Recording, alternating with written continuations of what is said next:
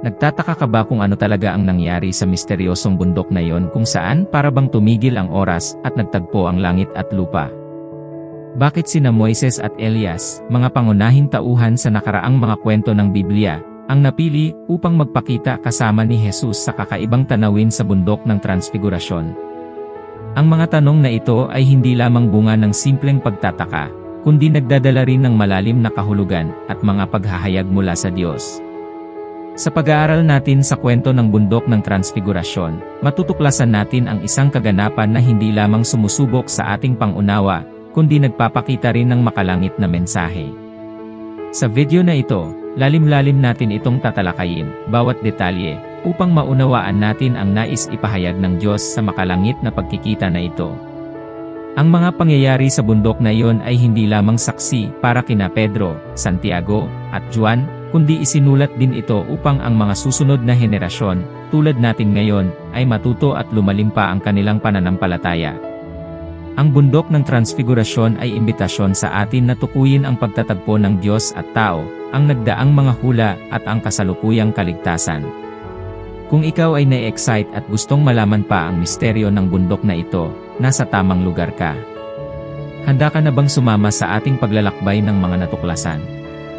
Kung handa kang sumama sa amin sa pagtuklas ng misteryong ito, paki-like ang video na ito at mag-subscribe sa aming channel para hindi mo ma-miss ang aming mga susunod na episode. Bago natin talakayin ang malalim na kahulugan ng Transfigurasyon, mahalaga na tayo ay maupo at maunawaan ang pangunahing kwento na nagaganap sa bundok ng Transfigurasyon. Ang pangyayari na inilahad sa mga ebanghelyo ay parang bintana patungo sa kaharian ng Diyos, isang maliit na silip sa kawalang hanggan. Si Jesus, kasama sina Pedro, Santiago, at Juan, ay umakyat sa bundok at doon, isang makalangit na eksena ang naganap. Ayon sa Mateo, Kabanata 17, Talata 2, nagbago ang kanyang anyo sa harap nila, ang kanyang mukha ay nagningning tulad ng araw, at ang kanyang damit ay naging puting-puti tulad ng ilaw. Ang makalangit na pagpapakita na ito ay nagpapahayag ng kaluwalhatian ni Jesus, isang tanawin na mananatili sa puso ng mga alagad. Ngunit hindi doon nagtatapos ang paghahayag. Kasama ni Jesus, lumitaw sina Moises at Elias, mga tanyag na tauhan mula sa lumang tipan. Ang kanilang presensya ay patunay sa patuloy na kwento ng kaligtasan. Si Moises, kilala bilang dakilang tagapagbatas at tagapagpalaya ng Israel, ay may natatanging kwento tungkol sa kanyang kamatayan. Ayon sa Deuteronomio, Kabanata 34, Talata 5 hanggang 6, si Moises ay namatay ayon sa kagustuhan ng Diyos at hanggang ngayon, walang nakakaalam kung saan siya inilibing. May tradisyong Hebreo na nabanggit sa aklat ng Assumption of Moses, na nagsasabi na muling binuhay si Moises. Samantalang si Elias, sa kabilang banda, ay may mas kahangahangang pag-alis sa mundo. Sa 2 Kings, Kabanata 2, Talata 11, inilahad na si Elias ay dinala sa langit sa pamamagitan ng isang bagyo at nasa isang karon ng apoy. Ang dalawang itong lalaki, isa na muling binuhay at ang isa ay dinala sa langit nang hindi nakaranas ng kamatayan, ay kumakatawan sa malalim na koneksyon sa Diyos na nagpapakita ng tuloy-tuloy na koneksyon mula sa lumang tipan patungo sa bagong tipan. Sa pagtuklas natin sa kaharian ng Transfigurasyon, dinala tayo sa mas malalim na kaalaman tungkol sa layunin at pagkakakilanlan ni Jesus. Ang pagpapakita ni Moises at Elias ay hindi basta-basta o aksidente, ito ay may malalim na simbolikong kahulugan. Sila ay kumakatawan sa batas at mga propeta mula sa lumang tipan, na nagsisilbi bilang tulay sa mga pangako ng nakaraan at sa kasalukuyang pagtupad nito. Si Moises, ang dakilang tagapagbatas, ang kanyang mga tabla ng batas ay naging pundasyon ng pagkakakilanlan at misyon ng Israel. Samantalang si Elias, ang matapang na propeta na tumutol sa pagsamba sa mga Diyos-Diyosan at nanawagan para sa katarungan, ay nagsisilbing haligi kung paano itinatag ang misyon ni Jesus. Sila ay simbolo ng pangako ng Diyos sa kaligtasan at patuloy na pagpapakita ng kanyang kalooban sa bawat panahon. Ang kanilang pagpapakita kasama ni Jesus ay hindi lamang pagpapatibay sa banal na layunin ni Jesus, kundi pati na rin ang pagpapakita na si Jesus ang kabuuan ng batas at mga propeta. Siya ang inaasahang Mesya, ang minamahal na anak ng Diyos, na ang misyon ay palayain ang sangkatauhan mula sa kasalanan, at maibalik ang nabasag na ugnayan sa pagitan ng Diyos at tao.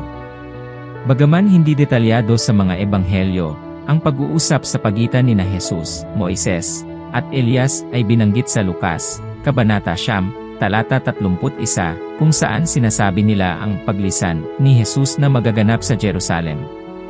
Ang makalangit na dialogo ay maaaring paghahanda para sa mga pangunahing kaganapan na malapit nang mangyari, ang paghihirap, kamatayan, at muling pagkabuhay ni Jesus, na magiging rurok ng kwento ng kaligtasan. Ang pagpapakita ng kaluwalhatian ni Jesus sa bundok ng Transfigurasyon ay isang silip sa kanyang banal na kalikasan, at isang paunang pagtingin sa kaluwalhatian na darating. Ito ay paghahanda para kay Jesus at sa kanyang mga alagad, para sa mga hamon at tagumpay na darating. Ang bahaging ito ng kwento ay hindi lamang nagdadala sa atin sa sentro ng misyon ng pagtubos ni Jesus, kundi pati na rin ang hamon sa atin na pagmuni-muniin ang patuloy na pagpapakita ng Diyos sa kasaysayan ng tao.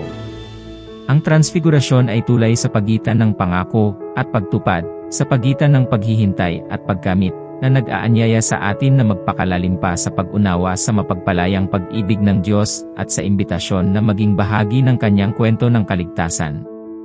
Ang Transfigurasyon ni Jesus ay hindi lamang isang solong pangyayari sa Biblia, ngunit isang makapangyarihang pag-angkop para sa nalalapit na paglalakbay, isang biyahe ng sakripisyo, kaligtasan, at walang hanggang kaluwalhatian. Ang paglitaw nina Moises at Elias, kasama ni Jesus, ay nagpapalakas sa patuloy na misyon ng Diyos, na nag-uugnay sa nakaraan hanggang sa kasalukuyan, at nagtuturo patungo sa hinaharap na pagtubos. Sa kanilang pagbaba mula sa bundok, inutusan ni Jesus ang kanyang mga alagad na huwag ipahayag ang kanilang nasaksihan, hanggang sa siya ay muling mabuhay mula sa mga patay. Mateo 17:9. Ang utos na ito ay nagpapakita na bagaman ang Transfigurasyon ay isang silip sa kaluwalhatian ni Jesus, ang buong pag-unawa sa kanyang misyon ay magaganap lamang sa kanyang pagkabuhay mula sa kamatayan. Ang Transfigurasyon ay nagbibigay daan din sa atin ng isang makabuluhang aral. Tulad ng pansamantalang kaluwalhatian sa bundok, ang ating buhay sa lupa ay panandalian lamang. Ngunit, gaya ng kaluwalhatian ni Jesus na ipinakita sa Transfigurasyon, ang ating tunay na kalikasan ay mahahayag sa langit. Ang Transfigurasyon ay nagpapaalala sa atin na ituon ang ating mga mata kay Jesus, ang pinagmulan ng ating pag-asa at pangako ng ating hinaharap na kaluwalhatian.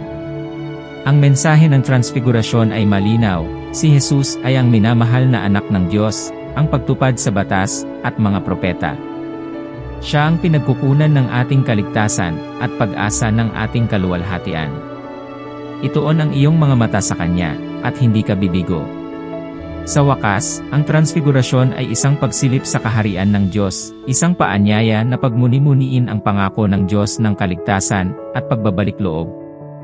Ito ay isang hamon na mabuhay na may pananaw sa kawalang hanggan, na nakaugat sa pag-asa at pangako na matatagpuan kay Jesus Kristo. Kung nais mong mas malalim na matutunan at lumapit sa Diyos, inaanyayahan kita na mag-aral ng teolohiya kasama namin sa pamamagitan ng online. Ilalagay ko ang impormasyon sa unang pinned na komento. At huwag kalimutang mag-like sa video at mag-subscribe sa channel para patuloy na matuklasan ang mga misteryo ng Biblia. Kung mayroon kang tanong o paksa na nais namin tukuyin sa mga darating na video, iwanan ito sa mga komento. Magkasama tayong maglalakbay sa pananampalataya at kaalaman kay Diyos. Kita-kits sa susunod na video.